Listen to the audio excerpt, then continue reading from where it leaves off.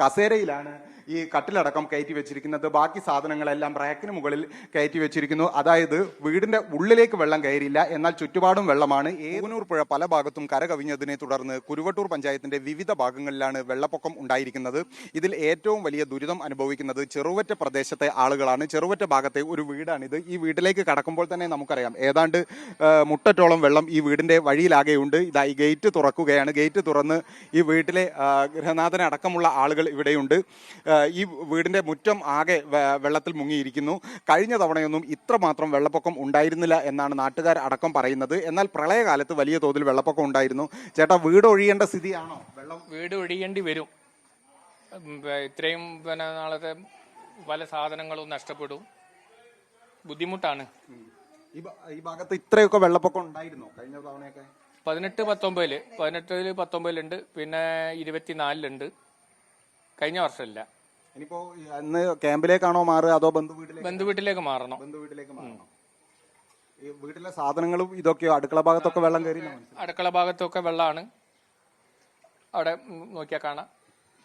ഈ വീടിന്റെ പരിസര പ്രദേശങ്ങളൊക്കെ നോക്കിയാൽ അറിയാം പൂർണ്ണമായും വെള്ളം തളം കെട്ടി നിൽക്കുകയാണ്. അടുക്കളയിലാകെ വെള്ളം കയറിയതിന്റെ പ്രശ്നങ്ങൾ അനുഭവിക്കുകയാണ് എന്നാണ്.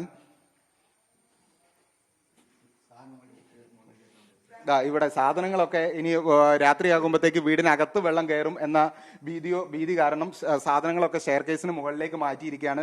വീട്ടിനുള്ളിലെ ഈ അകം തന്നെ നോക്കിയാൽ നമുക്ക് ഈ വെള്ളത്തിന്റെ ഒരു ഭീകരത എങ്ങനെയാണ് വരാൻ പോകുന്നതിനെ ഇവർ നേരിടാനിരിക്കുന്നത് എന്ന് മനസ്സിലാകും. കസേരയിലാണ് കട്ടിലടക്കം ഉള്ളവ കയറ്റി വെച്ചിരിക്കുന്നത്. ഒരു ബെഡ്റൂമാണിത്. ഈ ബെഡ്റൂമിലെ അവസ്ഥയാണിത്. ഇതേപോലെ അടുത്ത ഒരു ബെഡ്റൂം. ഇതും ഏത് സമയവും, അതായത് പൂനൂർ പുഴയിൽ ഡാമുകളടക്കം തുറന്നാൽ പൂനൂർ പുഴയിൽ വലിയ വെള്ളപ്പൊക്കം ഉണ്ടാകും. ആ വെള്ളപ്പൊക്കം ഏത് തരത്തിലാണ് നേരിടാൻ നോക്കുന്നത് എന്ന് നമുക്ക് ആ വെള്ളപ്പൊക്കത്തെ എങ്ങനെയാണ് നേരിടാൻ നോക്കുന്നത് എന്ന് നമുക്ക് കൃത്യമായി മനസ്സിലാകും.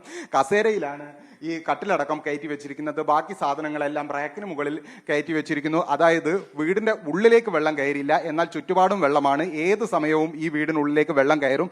അതിനുള്ള ഒരു മുൻകരുതൽ എന്നോണമാണ് ഇത്തരത്തിലുള്ള ഒരു നടപടികൾ ഇവർ സ്വീകരിച്ചിരിക്കുന്നത്. ഇതേപോലെ തന്നെ ഈ വീടിന്റെ അടുക്കളയിൽ വെള്ളം കയറി കഴിഞ്ഞിട്ടുണ്ട്. വെള്ളം ഇപ്പോഴും ഈ ഭാഗത്ത് ഉയർന്നു പൊങ്ങിക്കൊണ്ടിരിക്കുകയാണ്. നമുക്ക് ഈ ദൃശ്യങ്ങളിൽ തന്നെ കാണാം. ഈ കബോർഡിന്റെ ഈ ഭാഗത്തൊക്കെ വെള്ളം ഉയർന്നിരിക്കുകയാണ്. ഈ ഭാഗത്തേക്കും വെള്ളം ഉയർന്നിരിക്കുന്നു. അടുക്കള ഭാഗത്തെ കിണർ ഉൾപ്പെടെയുള്ള ഭാഗങ്ങളിലെല്ലാം വെള്ളം ഉയർന്നിരിക്കുന്നു. ഇനി ഈ വീടിന്റെ അകത്തേക്ക് വെള്ളം കയറുന്ന അവസ്ഥയിലാണ് ഉള്ളത്. ഈ കിണറിന്റെ ഭാഗത്തടക്കം വെള്ളം കയറിയിരിക്കുന്നു.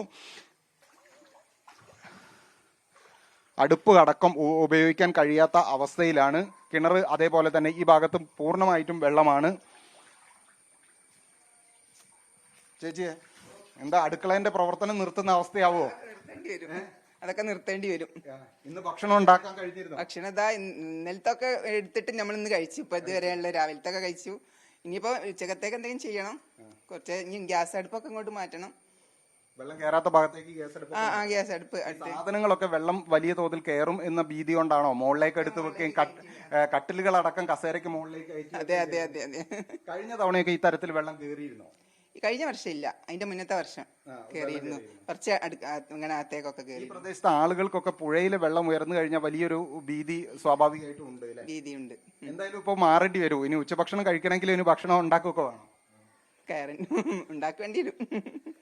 ഇതാണ് ഓരോ വീടിന്റെയും അവസ്ഥ. നമ്മളിപ്പോൾ നിൽക്കുന്ന വീടിന്റെ അടുക്കളയിലാണ് വെള്ളം കയറിയത്. ചുറ്റുപാടും വെള്ളമാണ്. വീടിന്റെ അകത്തേക്ക് വെള്ളം കയറിയിട്ടില്ല. അതേസമയം ഏത് സമയവും ഈ വീട്ടിൽ നിന്ന് ഒഴിഞ്ഞു മാറേണ്ടി വരും. അതിനൊത്ത് സാധനങ്ങളടക്കം അപ്പോൾ പെട്ടെന്ന് കട്ടിൽ അടക്കമുള്ളവ ഇവിടെ നിന്ന് മാറ്റാൻ കഴിയില്ല. അതുകൊണ്ടാണ് ഈ സാധനങ്ങളെല്ലാം മുകൾ നിലയിലേക്ക് മാറ്റി ഏത് സമയവും മാറാം എന്ന അവസ്ഥയിലേക്ക് ആളുകൾ എത്തുന്നത്. ഈ ഭാഗത്ത് ഇന്നലെ രാത്രി മുതൽ തന്നെ ആളുകൾ ഒഴിഞ്ഞു മാറുന്നുണ്ട്. നിരവധി പേരാണ് ഇവിടെ നിന്ന് ഇപ്പോൾ ഒഴിഞ്ഞത്. ഈ വീട്ടുകാരും ഇനി ഏതാനും നിമിഷങ്ങൾക്കകം ഇവിടെ നിന്ന് മാറാൻ കാത്തിരിക്കുകയാണ്. ഷബീർ കല്ലിലിനൊപ്പം KT വിബീഷ്, മീഡിയ 1, കോഴിക്കോട്.